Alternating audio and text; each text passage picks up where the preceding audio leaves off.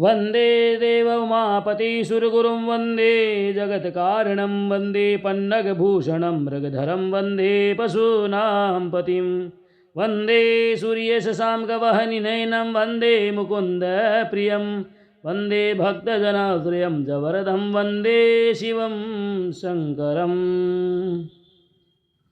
बोले शंकर भगवान की जय। ईश्वर सनत कुमार संवाद में श्रावण मास के महात्म्य का वर्णन।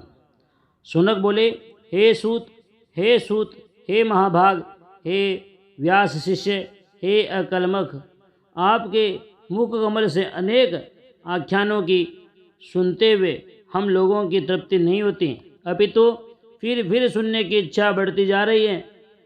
तुला राशि में स्थित सूर्य के कार्तिक मास का महात्म्य, मकर राशिगत सूर्य में माघ मास का महात्म्य और मेष राशिगत सूर्य में बैसाख मास का महात्म्य, और इसके साथ उन मासों के जो भी धर्म है उन्हें आपने भली भांति कह दिया। यदि आपके मत में इनसे भी अधिक महिमामय कोई मास हो तथा भगवत प्रिय कोई धर्म हो तो उसे आप अवश्य कहिए, जिसे सुनकर कुछ अन्य सुनने की हमारी इच्छा न हो। वक्ता की श्रद्धालु श्रोता के समक्ष कुछ भी छिपाना नहीं चाहिए। सूजी बोले, हे मुनियों, आप सभी लोग सुने, मैं आप लोगों के वाक्य गौरव से अत्यंत संतुष्ट हूँ। आप लोगों के समक्ष कुछ भी गोपनीय मेरे लिए नहीं है। दम्भ रहित होना, आस्तिकता, शठता का परित्याग, उत्तम भक्ति सुनने की इच्छा, विनम्रता, ब्राह्मणों के प्रति भक्तिपरायणता, सुशीलता, मन की स्थिरता, पवित्रता, तपस्विता और अनुसूया, ये श्रोता के 12 गुण बताए गए तो सभी आप लोगों में विद्यमान है। अतः मैं आप लोगों पर प्रसन्न होकर उस तत्व का वर्णन करता हूँ। एक समय प्रतिभाशाली सनत कुमार ने धर्म को जानने की इच्छा से परम भक्ति से युक्त होकर विनम्रता पूर्वक ईश्वर भगवान शिव से पूछा। सनत कुमार बोले, योगियों के द्वारा आराधनीय चरण कमल वाले हे देव, हे महाभाग, हमने आपसे अनेक व्रतों तथा बहुत प्रकार के धर्मों का श्रवण किया, फिर भी हम लोगों के मन में सुनने की एक अभिलाषा है। 12 मासों में जो मास सबसे श्रेष्ठ, आपकी अत्यंत प्रीति कराने वाला, सभी कर्मों को सिद्धि देने वाला हो, और अन्य मास में किया गया कर्म यदि इस मास में किया जाए तो वह अनंत फल प्रदान कराने वाला हो।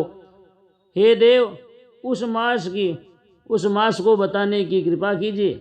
साथ ही लोकानुग्रह को कामना से उस मास के सभी धर्मों का भी वर्णन कीजिए।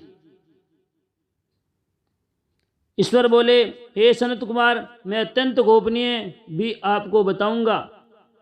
हे सुव्रत, हे विधि नंदन, मैं आपको श्रवणेच्छा तथा भक्ति से प्रसन्न हूँ। 12 मासों में श्रावण मुझे अत्यंत प्रिय है। इसका महात्म्य सुनने योग्य है, अतः इसे श्रावण कहा गया है।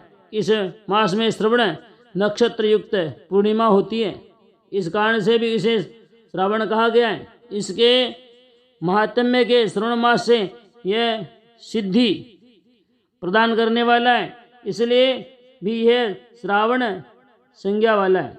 निर्मलता गुण के कारण यह आकाश के सदृश है, इसलिए नभा कहा गया है। इस श्रावण मास के धर्मों की गणना करने में इस पृथ्वीलोक में कौन समर्थ हो सकता है, जिसके फल का संपूर्ण रूप से वर्णन करने के लिए ब्रह्मा जी 4 मुख वाले हुए, जिसके फल को महिमा को देखने के लिए इंद्र 1000 नेत्रों से युक्त हुए, और जिसके फल को कहने के लिए शेषनाग 2000 जीवाओं से संपन्न हुए। अधिक कहने से क्या प्रयोजन, इसके महात्म्य को देखने और कहने में कोई भी समर्थ नहीं है। हे मुने, अन्य मास इसको एक कला को भी नहीं प्राप्त होते। यह सभी व्रतों तथा धर्मों से युक्त हैं। इस महीने में एक भी दिन ऐसा नहीं है जो व्रत से रहित दिखाई देता हो। इस मास में प्राय सभी तिथियों व्रत युक्त हैं। इसके माध्यम के संदर्भ में मैंने जो कहा है वह केवल प्रशंसा मात्र नहीं है। आर्तों, जिज्ञासुओं, भक्तों, अर्थ की कामना करने वाले, मोक्ष की अभिलाषा रखने वाले और अपने अपने अभिष्ट की आकांक्षा रखने वाले चारों प्रकार के लोगों, ब्रह्मचार्य, गृहस्थ, वानप्रस्थ, संन्यास आश्रम वाले कि इस श्रावण में व्रतानुष्ठान करना चाहिए। सनत कुमार बोले, हे भगवान, हे सत्तम, आपने जो कहा कि इस मास में सभी दिन एवं तिथियां व्रत रहते नहीं हैं, तो आप उन्हें मुझे बताएं। किस तिथि में और किस दिन में कौन सा व्रत होता है? उस व्रत का अधिकारी कौन है? उस व्रत का फल क्या है? उसकी विधि क्या है? किसने उस व्रत को किया? उसके उद्यापन की विधि क्या है? प्रधान पूजन कहाँ हो और जागरण करने की क्या विधि है? उसका देवता कौन है? उस देवता की पूजा कहाँ होनी चाहिए? पूजन की सामग्री क्या क्या होनी चाहिए? और किस व्रत का कौन सा समय होना चाहिए? हे प्रभु, वह सब आप मुझे बताएं। यह मास आपको प्रिय क्यों है? किस कारण यह पवित्र है? इस मास में भगवान का कौन सा अवतार हुआ? सभी मासों में श्रेष्ठ कैसे हुआ? और इस मास में कौन कौन से धर्म अनुष्ठान योग्य हैं? हे प्रभु, यह सब बताएं। आपके समक्ष मुझे अज्ञानी का प्रश्न करने में कितना ज्ञान हो सकता है, अतः आप संपूर्ण रूप से बताएं। हे कृपालु, मेरे पूछने के अतिरिक्त भी जो शेष रह गया हो उसे भी लोगों के उद्धार के लिए आप कृपा करके बताएं। रविवार, सोमवार, भोमवार, बुधवार, गुरुवार, शुक्रवार और शनिवार के दिन जो करना चाहिए, हे विभो, वह सब बताइए। आप सब क्या आदि में आविर्भूत हुए, अतः आपको आदिदेव कहा गया है। जैसे एक की विधि बाधा से अन्य की विधि बाधा होती है, वैसे ही अन्य देवताओं के अल्प देवत्व के कारण आपको महादेव माना गया है। तीनों देवताओं के निवास स्थान पीपल वृक्ष में सबसे ऊपर आपकी स्थिति है। कल्याण रूप होने के कारण आप शिव हैं और पाप समूह को हरने के कारण आप हर हैं। आपके आदिदेव होने में आपका शुक्ल वर्ण प्रमाण है, क्योंकि प्रकृति में शुक्ल वर्ण ही प्रधान है, अन्य वर्ण विकृत है। आप कर्पूर के समान गौर वर्ण के हैं, अतः आप आदिदेव हैं। गणपति के अधिष्ठान रूप 4 दल वाले मूलाधार नामक चक्र में, ब्रह्मा जी के अधिष्ठान रूप 6 दल वाले स्वाधिष्ठान नामक चक्र से और विष्णु के अधिष्ठान रूप 10 दल वाले मणिपुर नामक चक्र से भी ऊपर आपके अधिष्ठित होने के कारण आप ब्रह्मा तथा विष्णु के ऊपर स्थित हैं। ये आपकी प्रधानता को व्यक्त करता है। हे देव, एकमात्र आपको ही पूजा से पंचायतन पूजा हो जाती है, जो कि दूसरे देवता की पूजा से किसी भी तरह संभव नहीं है। आप स्वयं शिव हैं।